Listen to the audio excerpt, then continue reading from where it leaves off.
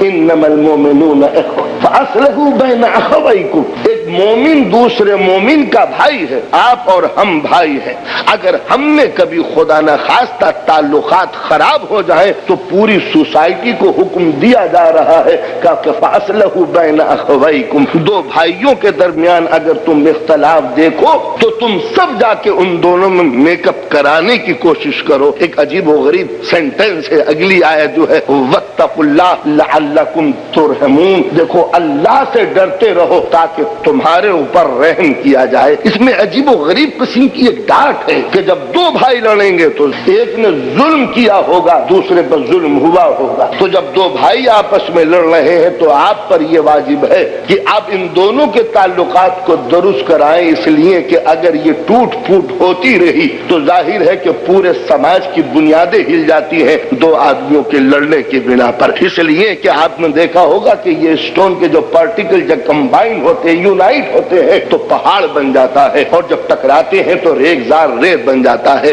دونوں کے نیچر میں فرق ہے، پہاڑ بلندیوں کی علامت ہے،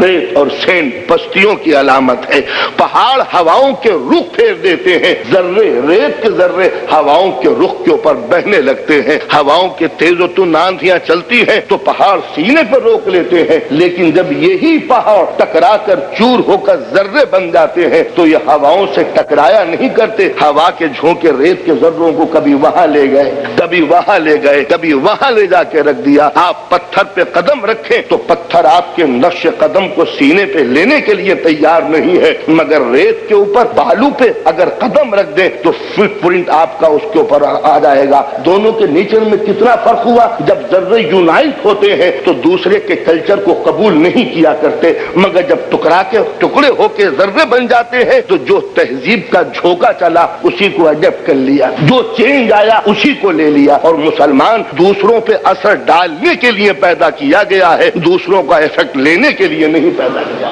تو لہذا سب سے پہلے ضرورت یہ تھی کہ یونائٹ ہو جاؤ، اس لیے کہ جب یونائٹ ہوتے ہیں تو پہاڑ بنتے ہیں، کوہسار بنتے ہیں، اور جب ٹکراتے ہیں تو ریگزار بنتے ہیں۔ تو معلوم یہ ہوا کہ یونائٹ ہونا ایک عجیب و غریب طاقت کو پیدا کر دینا ہے۔ لہذا اگر سوسائٹی میں دو بھائی ٹکرا رہے ہیں تو کوئی یہ نہ سوچے کہ دو ہی تو ٹکرا رہے ہیں، اس لیے کہ اگر ٹکرانے کی یہ عادت قائم ہو گئی تو ایک دوسرے سے آدمی ٹکرا ٹکرا کے پارا پارا ہو جائے گا۔ مضبوط سے مضبوط قلعے اس وقت ٹوٹ جاتے ہیں جب ایک اینٹ کھسکتی ہے، اسی طرح سماج کی مضبوط دیوار اس وقت ختم ہو جاتی ہے جب آپس میں کوئی دو ٹکرایا کرتے ہیں۔ اس لیے اتحاد مشکل سے ہوتا ہے، اختلاف بڑی آسانی سے ہوتا ہے۔ لہذا اسلام نے سب سے پہلے زور اسی پہ ڈالا کہ انما المؤمنون اخوہ، یہ مومن جو ہے ایک دوسرے کے بھائی ہیں، یعنی باپ کے بیٹے تو بھائی ہوتے ہی ہیں، قوم میں ایک جگہ رہنے والے تو بھائی ہوتے ہیں، لیکن یہ فیت کے جو بھائی ہیں